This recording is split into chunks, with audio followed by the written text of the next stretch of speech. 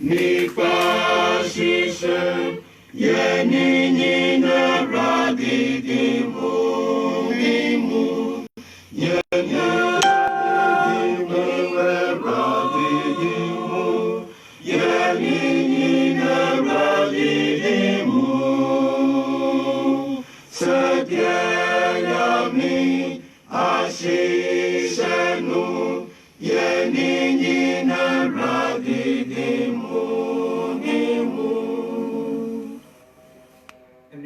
Adolfa watching your Facebook live. Takrade Eastern Okrum Church of Christ na yaba honchen ene enwure subio. Ene wayo oboaze na nepe na dom de menyihundi ehia. Onua panyina aye onua kwesi mensan trofo da yina oyo sempakenya onye diduman senti binti ene ontumi yendi ehia. No hu ebehia da menyihu eche onyankopon nasem. Debris ohun dem gyina ha mujemuma onua no de onyame nasem baba honchen enwiri oyi na ije pi de nyum be cheta erade word ma hen ene dey asentro jaza ene ye behwe do no ya tunidin 5 great duties of Christians. 5 great duties of Christians. Eyini asentra ye bedi hu nkomo na yede onyame na asema toto ho de ayem komodi aboahen mu dodo aye Christopher abreye mu nimie de onua panyinu na ogudo nyan resua brebe onam de senti papa bi nti ontumi nyan tuaro no enne ye besua yi na onua no nyame ya dom no samba kensa descenda onhia betuada na onhia resua no do no kwasem Christopher dam de manum ya enne ye bedu nkomoi oye nyana sade kese a otwade yehu na yetuma na mokowi de ewi ni be ya chafa bi afri Kristo ho na ye de Luke chapter 17 verse 7 to 10 bobo ehien adesie ani na ye bese no kenkanfo no efrase akenkanze amahem. Luke 17 verse 7 to 10 7 kan de muhan na wo akoa a ofuntum asase ana ohwe moa na ofiri efom ba fi a obese no se bese entem kotena edidie. Verse 8 na orese no se sisi de medie na abo aboso obesom me na minidi na monom ansa na achiri no wonso wakodidi na wano. Verse 9 obeda akwa no asese waye de wahye no. Verse 10 Sara so na monso a moye de wahye mu nyina muka se yaye enkoa a mfaso ini ye ho yaye de esese yaye. Amen. Troyin ka kire he nyina ne de wo bra ya be hu Kristo mu ya ba ye enkoa ama Kristo na akwa biara otwade oye n'adwuma kosi mre wahye nde oye nyina ho na onyama akwa de wosan so e ka kire ne de onkoye yi wo bra onim ye de za order oye ni enti ma Luke le ka de kire nyina ne de se akwa no fi ni dwuma kor mu ba na osan wa dwuma foforo de osan ya akwa no twade okoda na oye ko wi de obeye na oye ko wi kura na akwa no twade ohu de oya akwa na nasadi na waye a onya de obohwehwe abasobodi biara na bra ye be hu Kristo yi dam anamotui na otwade yanso ya ma odedi wo hena adeye mu ode yesum Kristo na enunyam hye Kristo dem ya be ye disciple of Christ no ode yanso ye yedwuma kosi mra Kristo ehwehwede ye be ye ni na ho wo bra ye ntwehwede wo be ka kyen de ye ntu adonko ye da ode ye na dam 5 great duties of Christians yi azokura odikana ye be hye ne so ni ahwe ina ne de ode ye watch another ye hwe nti number 1 no osi trona bo de nedide elders no another asompemfo no otwade wo hwe oye asoroma no nti number 1 no wo hina de so mu ye bebo ya no every Hebrews chapter 13 verse 17. Hebrews chapter 13 verse 17. Osi muntie mu panifo na momra mo asema won efri se wona wo wen mo kra se wona obebu hu akonta ya damna onyamena semreka o Hebrews osi elders yi otwede wo watch wo hwe asoma no hono do wo hwe agidifo no hona kra osande wo ye damadi de da chibi wo bogun akontai wo be count for inti yan emba no se elders yi hwe hena brabo ana hyen krada otwede yan so ye depend de ma ndande biara wo de danda hende ye bedi mu no na Christosuma nkasa no bring na no otwade yemu de ye be watch ye be hwe na wakada watch a o ye bring na de ehwe bribi ana ehwe obi go bra egudara enda dem na se ye be kada ye fa watchman ye nipa otwade otwade bring na ni da o ye krado nti da obesi bi otwade ohu na no ma wani le me ye hu de e Christosum no elders no mpo otwade wo hwe ana de wo hwe asoroma no do Yensan 1 Thessalonica 5:12 to 13 na ono soro boa na fi oreka de kire ende elders no otwade wo hwe asoroma no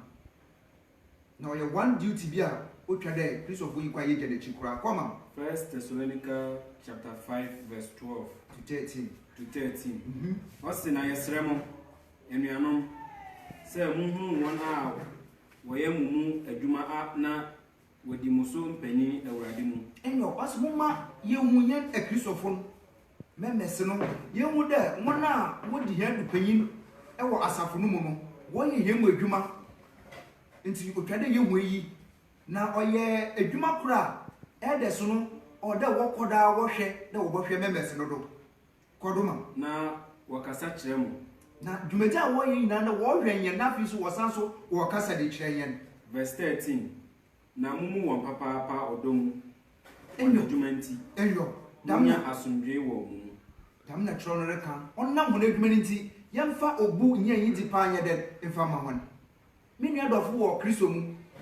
dwumaja wo ba hen chani wo bri oye dwumaja ya tudin menyu reka se de onyansayi buja America hu aten eye asorba na bri eritema mjin die de baby biara eye ekosom no aso no eho mpanyfo ho sempo aso ni nyini ndiri de woyi elders a enuanu bi wo ho a we pa wona wona wodi sumanim na wo hwe tutu aso no ni dwumedi biara na midro yakopon na sem duma kama kire de se ya asorba enuanu mi ri dida mi dwuma na mumma yemfa nyida ose biara na ose no fata mfama won osande wo ye dam de dachi won so o wakunte bibu di kire erade menu adofo asemi de make the kire no dem bre me classify na mi bu de yo nyanse de me yentim ne kire no wanga se bu eyi hu aten de se elders no nyamena no we yi won eso no nyamena so no we yi won eso ampa de wo bedi dam dwuma yi na se wo dida no no nyamena sam so rekasa kire de yemfa nyi de ose biara mfama won menu ayen kodo wa kenken no ya enti dam 5 great duties of Christians no numu wana ye hunu de elders no bo or de wo watch wo hwe oye asoma no do afi ye be hu de bra wo guda de wo hwe asoma no so attitude ana de suban subia asoma no so twede wo de ne din de wo de nyi di sonko be ma asor oye elders no ana de asoma mo adwuma ye fo mpeyifo no yenko number 2 okan yan great duties no ho Christopher nankasa mpo no tro no kasa twen ye bri na de yenko da yen watch yen hwe na yembo hina brabo ngokwa na osedo ama Kristo ba yetume nyankwaji ama hene kra ama Kristo ba ne me otode bi na onam de ehwe na yewe nti yetum asiesi ye hu de Kristo ba wa ba no yenyine botum afo yenhwe Bible njadu bi a obobo yen won eyi mu kakra Mark chapter 13 verse 35 through 37 verse 35 no kan there enti monwen na munim da ko efiri wa no beba anajofa ana odasuum ana akokọ bone ana anopa gina ho ma bebetu adama o si nti yenwen trone si yenwen na oye one great duty a o twede hene gidifo a ya ba Kristo no ye koda yenwen oye hene sate de yenwen obi nwen ma obi hene so pa me nwa dofo eritim na da orka de yenwen nyina de yenwura na waba na waba pawen na odi na she elders ni say that wanted to and won say yen na yembu bra o say na obasena baby onu ne ba ya oto de bie na obaba no o si obi biara ni de so obaba nsuo ana de chi ana huma chi chede ni pebi ni na wanka so ankyere obiara na chede yi benya da o twede ye trans de ye rehwe no ye one great duty a okada onyo Kristo yi biara owo Kristo mu no na aseze de obodwen ama Kristo ba wa moto de wada tu adoma wa kinken verse 36 aha na wa mefiri mu kofiri mu amemu se madeda Ewurade ma yen na ntase wasem we mu mini adofo osi se ye hwene da ono baba bo wie de Kristo ne ba obeba no omma metue mpafurum na mom obaba batue de ya krado dem na ye fa watchman na se wanda bribiara ni wurabo pue no oba boto de wa ye krado ye den orwen and all bone je pade wo ban the man the Kristo na sem rechen no ye one great duty odo Kristo yi bia fa do to no kon wo de obotu wa na mon amada no Kristo ba wetum abato ne de oye obi a orwen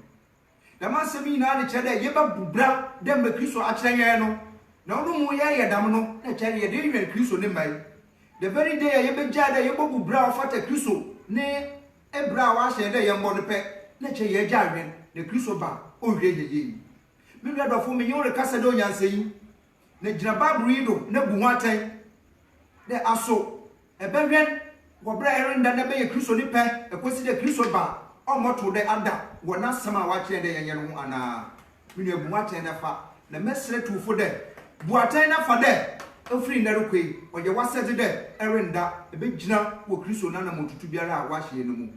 mi ne yen kodo wa kinkan no mu verse 37 aha na dia mesimu yi me kame kire nipa bi nyina monwen Ewurade ma yantiase adofo a wo tie hen osi dama asem yi oreka kire hen ni oka kire nipa nyina adofo mu ma yanwen you should watch o de yanwen o sande oreka de kire de yanwen ama wa metu de ya deda Kristo baba ne ya deda onya physical eda na mu baba de yanyen ne pe no o kire de ya deda nti dam number 2 great duty nti otwade Kristofo ye watch no ye hena said ye go number 3 next chapter no 1 Thessalonica chapter 5 verse 4 to 10 osi na modie enuanom agidifo ye na ye be hu Kristo nye ne de ko enuanom munni esum na eda no ametum se wo before verse 5 gina homa osi nye ne de enuanom e ma ye ntnase de yeti sumu ananya yenti sumu Thessalonica Paul kire de agidifo no wo ye nyipa a wote hanu mu ni na nda wote Kristo na asem no mu enti ma wantnase de ewufo na ma Kristo ba wabeto de wote han mu eham in a sense de Kristo baba no na wo gurare bu Kristo na mbom na membo a wa hye won de wo mbo no kodo verse 5 aha munyina mo ye hanma ne adechema yenye anadwo ana esum dia dam na chro na kasa de chenye ne Kristofo na sie bakoda ye hanba ni ya ye Kristo diza no no da all hwe wo ina de ye bakoda ya ye ne pe wo bri na ye be watch ne you ye number 3 great duty a ini kwado gidi biara o ma ni hwe free me ni adofo eritem me you kasa de onyanse yi buja America yi mu aten o sa no ye wa nkwaje nti na nwibri ye gina ha ye no wizi nkomo yi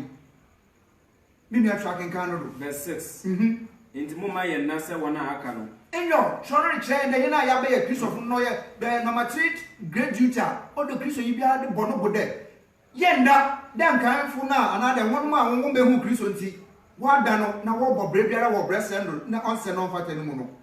na mo ma ye wen na ye ni na ho efri se wona wada da anadwo na wona wobrobro anadwo verse 8 gina homa asibu ma ye ni nda ho ne ye nwen na wona woda no anadwo na woda wona wobro anadwo za chori chain na ye na ye fidam sunu mu na ya ba Kristo mu no ye nkoda ye nwen ye Kristo le pe fakwa ewe ni ma verse 8 aha na ye na ye adeche die yi moma ye ni na ho na ye hye gidie ni odo nkatabo ne nkwaje ni da so se dade eche enyo chori kasa chain de nye na ye hanmei nya ye kita gidi no mu no moma ye nkrofo bia ye be kita odo no ne ya hye da Kristo a chain de ye ni nyina no ma na wewie ye di amaye kodo man verse 9 if we say onyankopon enye ama agufuo na umom oyiyen say ye ne Awurade Kristo nti ye menya nkwaje onuadofo erite yen onyankopon no ma wonti ase wo Bible verse ya ka ne hu onyankopon se we ye na ama we ye na ba Kristo mu de ye beba benya ahoto nti bra Kristo die na ba ne nkyɛn ye benya hoto no moma yɛma ɔnyɛ hena sɛde dɛ yɛbɛkɔda awɛn ne ya nanto wɔ ma Kristo akani na mu. Verse 10. Ono na owu ma yen sɛ yenyane o yewu o yɛne no ntena nkwam. Na sinka Awurade din da. Me nua dɔfo eritie mu. Kristo no wa paw yɛn. Na ɔpaw yɛn dɛ yɛmbra ne yɛma wɛn na yɛhu dɛ Kristo ɔbɛba ne yɛnya nkwa. Na ɔsesɛ mpo Kristo no yɛguda yɛwɛn no na sɛ yɛwu mpo sɛ yɛadaw yɛdo yɛwu de ma Kristo. Na mbukyɛn kyerɛ Kristo ɔpaw yɛn. Me nua dɔfo eritie yɛn. Na sɛ onyame na sɛ mi baba mu rekyerɛ yɛn damza na ɔno mi trufo dɛ sɛ yɛ Kristo ni a ɛyɛ ogidi wɔ baabi biara a ɛwɔ eritie ma na ɔno buwa kyerɛ ne hu dɛ ɛbɛfa dɛ ɛbɛkora wankasa adwɛn na atena Kristo ne han no mu na mpo wahyɛ yɛn bɔ dɛ wɔmfrɛ na amani guase ɔfrɛ yɛn dɛ yɛbɛnya ahotɔ wɔafrɛ yɛn dɛ sɛ mpo yɛwuo no mu a yɛnye no bɛnya anigye ɛwɔ awieyɛ bere no mu. Afei yɛkɔ yɛn akenkan yɛn dza yɛhwɛ no mu. Number 3,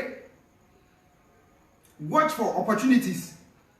Woma yɛnhwɛ yɛbɛtwɛn dɛ yɛbɛhwɛ akwanya ɔwɔ dɛ yɛbɛkɔ Kristo na asɛmpa na akyerɛ. Bripi ɔyɛ hena sɛde yɛna yɛbɛhu Kristo no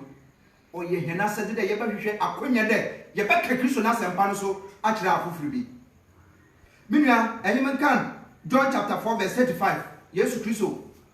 ɔka asɛm bi wɔ hɔ yɛmfa nya de suade mfa ntu yɛn ho fo. Kodoma John 4:35. Okande eya monkase aka abosome nnan na otwabre adu. Hwɛ mesemo sɛ momma mani so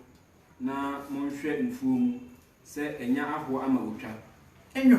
Yesu Kristo asɛm a ɔreka kyerɛ nesuafo ni sɛ ɛfa John chapter 4 na Yesu Kristo ɔyɛ esubura no ho ɛna ɔbaa bi bɛsɛ nso a Yesu Kristo wɔ bere na nesuafo no wɔkɔ krom akɔpɛ ban aba na dam ɔbaa yi bɛɛ no Samaria yi bɛɛ no ɔnye Yesu Kristo benya nkitahudi yɛnyim dam asɛm yi na nesuafo ne bɛɛ no ɛna Yesu Kristo ɔnye ɔbaa yi di nkɔmmɔ ma ɔbaa yi di esumasema Yesu Kristo aka na ɔde hu mmirika ne anigye akɔ kro no mu akɔbɔ nipa dodo amene ma nipa dodo reba Kristo nkyɛn. Na Yesu Kristo ɔreka asɛm de kyerɛ nesuafo nyinaa in a sense dɛ nesuafo no anada nipa yɛdi Kristo akyi no biri na yɛka dɛ o ɛbiri ne nyɛndri ebini yɛndri dɛ yɛdi Kristo na asɛm no kɔ but Kristo the very time a nesuafo gya no hɔ no Samaria yi baa no ɔyere kyɛ ma wɔda ɔyere kyɛ ɔyɛ nyame na asɛm no. Na sɛ Nyankopɔn Kristo wantwɛn dɛ ma yɛn mu bi mu yɛhɛ dɛ o ɔndu bere no moma yɛntwɛ kakra dɛ bi bredu osan dɛ bredu dɛ asɛmpa no yɛfa no opportunity biara a ɔsɛ na afei yɛde ma wɔn a wɔhia. Nti yɛka Matthew 28:19 to 20 ɔne di nkɔmmɔ bi wɔ hɔ ɔsi yɛnkɔ wiase afa na nyinaa nkɔka asɛmpa no nkyerɛ abɔde nyinara nya ɔbɛgye edi no afei wɔn bɔ n'esu nhyɛ gya ɔba nyi sunsun kɔnkɔn ne din mu na afei yɛnkyɛkyɛ no dza Kristo wahyɛ nyinara na nso yɛ great duty kura ɔka ho dɛ nyɛ n'egyidifo no yɛbɛyɛ na ɔdɛ yɛ pɛbɛ yɛfa no opportunity bi dɛ asɛmpa no yɛbɛmo adu afoforo so nkyɛn. Me nua Kristo nyɛ eritie mu onyame n'asɛm rekyerɛ yɛn dɛ ɔyɛ hena sɛde dɛ yɛyɛ Kristofo no yɛbɛma afoforo so enya asɛmpa no na wɔn nso nkwagye ne bi ayɛ wɔn de. Yɛnkɔ da yɛhwɛ mu number 4 da ɔrekyerɛ yɛn wɔ great ana 5 great duties no mu ne nyinaa ne dɛ number 4 no sɛ yɛnhwɛ dɛ atora kyerɛkyerɛfo so wɔ hɔ na ɔyɛ Kristo yi bia na sɛde dɛ ɔbɛ watch out for false teachers ɛwɔ hɔ a hwɛn dɛ atora kyerɛkyerɛfo wɔ hɔ. Me nua gidi nya eritie mu ɔbɛ bi biara eritie mu ma wo hwɛ mfiri dɛ atora kyerɛkyerɛfo wɔ hɔ na sɛ ɛka dɛ atora kyerɛkyerɛfo wɔ hɔ a ɔboawo ma ɛda wɔn do ɔboawo ma wɔn fa wɔn mu. Yɛhwɛ Bible verses a ɔbɛboa yɛn ɛwɔ yi mu Romans chapter 16:17 to 18. 17 kan dɛ nanso anuanom metu mofo sɛ monkare wɔn a wɔde mpaapaemu ba na wɔto sintidua de sɛ nkyerɛkyerɛ a mosua no. Enyo asɛm na waba yɛn nkyɛn no na ɔyɛ ogyiti biara asɛde dɛ ɔbɔ watch out ɔbɔhwɛ ɛbɛhwɛ ɛtoa na ama wɔnyiwa yɛ krado dɛ ɔbɔtum aba dɛ ɔtoro kyerɛkyerɛ yi bi bɛbɛn no na ɔda yɛ manyina ni da ɔsan dɛ turo yi no tuafo reka yɛn dɛ nkurɔfo bi wɔn a wɔde mpapaemu ɛyɛ nkyerɛkyerɛ bi a otia ma yɛate dada no de ba hena kwa mu na sɛ yɛnyɛ nipa a yɛyi da kwan anaa de yɛyɛ watchful yɛhwɛ dɛ dam botum aba ɔno ahwe yɛ ɔbɛfa yɛ no mu na me nua bra yɛnam onyame na asɛm yi do na yɛreka ndam yi de ɛna ɔno megyina program yi a yɛyɛ do mmereka kyerɛ wo dɛ menye wo reka sɛ dɛ ɔnyansa yi na bugya baburi nye mmereka yi ho atɛn na fada atwerɛ no reka no na dɛ ɔreka yi nan dɛ yɛhwɛ dɛ dam nkurɔfo no wɔbɛhɛ mu a yɛbɛhu wɔn na yɛyi wɔn akwa tuadoma na montwe mo ho mfiri wɔn ho da ɔretuafo nyinaa dɛ sɛ yɛyɛ nkurɔfo a yɛyɛ watchful a ne yɛhu dɛ ɔyɛ yɛn duty ɔyɛ n'asɛdze dɛ yɛn dɛ yɛyɛ nkoa ma kristo dɛ yɛyɛ kristo n'asomfo no yɛbɛhwɛ kwan dɛ atoredi akyerɛkyerɛfo bi bɔtu bɛyi wɔn tinti yɛbɛhwɛ da na ɔno yɛhwɛ a dam nkurɔfo no wɔba wɔn nsa rentumi nkan na afei yɛyi wɔn akwa verse 18 na wɔn a wɔte saa no nso yɛ n'awurade kristo nyo da ɔrekyerɛ nyinaa ne dɛ wɔnom a wɔgye dam nsɛm a ɔtia kristo ne nkyerɛkyerɛ na ɔnam kwan pa no do no na afei wɔyɛ dam dɛma nyinaa no wɔyɛ nkurɔfo bi a wɔmfiri kristo no na dam nkurɔfo a wɔmfiri kristo yi sɛ yɛama yɛn nya nda hɔ a wɔbɛpue yɛn mpofiri mu a yɛbɛwura no dɛ wɔafe yɛn no mu nti wɔn a wɔde yɛn akɔ nkoasom mu kɔdo na mmom wɔsom wɔn ara yɛfunu na wɔde tɛkyerɛmada ne adɔkɔdɔkɔsɛm daadaa wɔn a wɔnim bɔne no akoma no awurade ma yɛn ntease me nuadɔfo ɛretem da ɔkyerɛ nyinaa dɛ dam nkurɔfo yi wɔn a wɔn yɛfu na wɔsom no na wɔde tɛkyerɛmadaw adafɛdɛfɛsɛm na wɔde daadaa wɔn a wɔnim hwee no wɔn akoma na wɔn a wɔnim hwee no kɔyɛ dodoɔ a wɔnyɛ watchful wɔnyɛ nkurɔfo a wɔhwɛ kwan dɛ dam atra kyerɛkyerɛfo yi bɔtum ayi wɔn adi mewa nso trɔ no aka nti sɛ yɛnyim dɛ trɔ yi aka ne yɛgyina trɔ yi do da ɛna ɔno ɔdɛ yɛyɛ nnipa a yɛyi da hɔ yɛhwɛ dɛ dam nkurɔfo prayer a yɛbɛbɔɔ n'ani kam na afei yɛahwɛ dɛ wɔmfa wɔn tɛkyerɛmadaw mmɛfa yɛn afo nkɔ nkwaso mu me nua yɛhwɛ 2 Peter 2:1-3 verse 1 na adiifoɔ atorofo nso wɔ ɔman no mu sɛdeɛ akyerɛkyerɛfoɔ atorofo bɛba mu nso wɔn a wɔde ɔsɛeɛ firukusɛm bɛba abɛhyɛ mu na wɔpɛ awurade a ɔtɔɔ wɔn a wɔgyee wɔn no mpo na wɔde ɔsɛeɛ a ɛbɛba ntɛmtɛm aba wɔn ho nso verse 2 na bebree bɛdi wɔn ahohwiesɛm no akyi na wɔn nti wɔbɛka nokorɛ kwan no ho nsɛmɔne enyo 2 Peter chapter 2 verse 1-3 ɔse ɔman no mu atoro adifo sorry na ɔrekyerɛ dɛ dɛmmerɛ na so atoro akyerɛkyerɛfo pii bɔsɔre na wɔde nsɛm bi a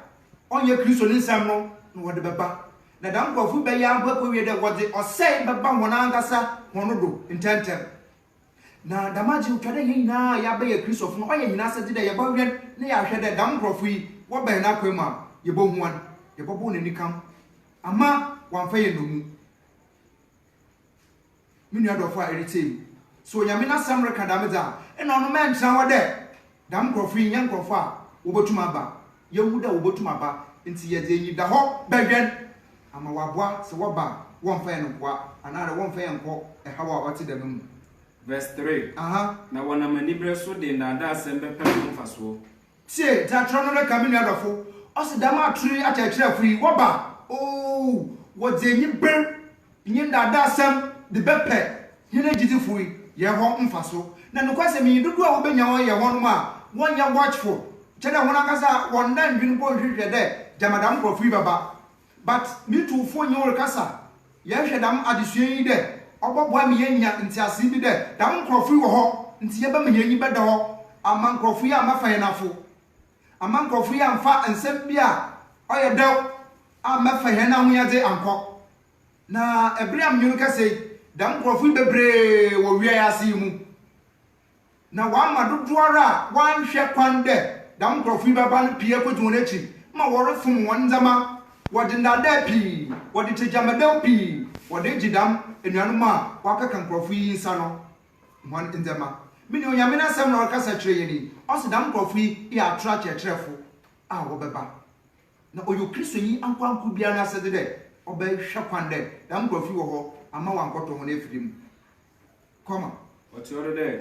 wɔn a yɛfiri tete wɔn atemmuo ntwentwɛn aseɛ na won say ntonko enyo dam krofo a we dey dam atre achechrefu yi also fritete won asotwe oranya za obekachi anaso de obotonko debi chede wo benya won akatua awo ne bremu but me tufo nyore kasa de onuadofo kristo ne eritem hyane so na ye obi a wani da wore hwede dam krofo ye krofo a wo ho ama wa mafa ndomu afo anko osem na wajewu nsem da ewo nyina ewrade de hira wo no so da ye hwei waka last one number 5 oye 5 great duties no waka last one am you hwe no nche ne ye da ye hwe no be bewi da o kale ye nyina ye difu ye hwe nyina nda ye be hwe nyen temper nyen ebufu nyen dane kasa nyen speech da ma de obi nyen mobi intimi nyo do fo eritie me hwe mo be biara eritie me no shane so there wangasa ebe watchful ewo wabufu hu afi onye wo kasa hu minu ya nem nko James chapter 1:19 to 20 verse 19 o se minu ya no madofo munim ye ma nipa nyina nya ntaminti o se minu ya no madofo munim yi usanda ya wo Kristo no kote di Kristo ncheche na akire yen de ye nime yi de o de yi na ye ntam na ye de yetie kode o se inye nya nkasa inye nya nkasa inyo so okoba de ntie ida onu ye ntam na wonye nya mfa ebufu yes ebufu no na meyo ye hwehwe na nwibiri na damaje oda wa na ehwe na emu do owo yipa ho nti ebehwe kwana ebefo be control no wan ye dam the end of the day no gwabufu nti dan kwaji bia wa hye ho bo ama meyo ogizi no ahwe a won sanka na me pa bo na ma de sedi nyina nde onyame ma onpare ye nyina de onam hene ebufu nti nkwaji a Kristo ahye ho bo no obefiri yensa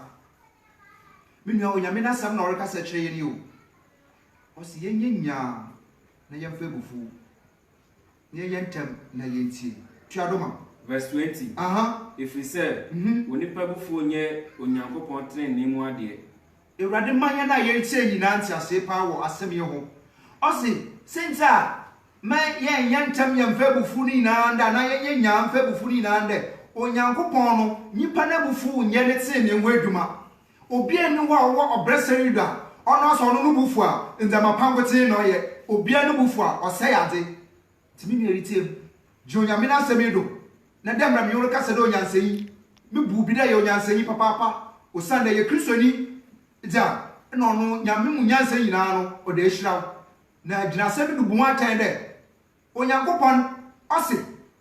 obi biara no bufu no onfa da ma bufu no mfa nye tin ya nyame hwehwe de nipa baye no edwuma biara nti control wabufu na damaje oda e watch ehwe pa na okada 5 great duties na ye hwe de ye Kristo ye no ho ye nkwado we say ye nko Proverbs 17:28 o se ojimi fompo omuana no a obu no onyansafo inyo mebusa ne de orekasa de kyen de nya wajim pokra woni pa nyina mu no ebri biara adam nipa wajim no oye din no chena ho no wo bu ne de oyo nyansafo nti wo speech no wunya pa nya da bri biara na kasa no wunya biara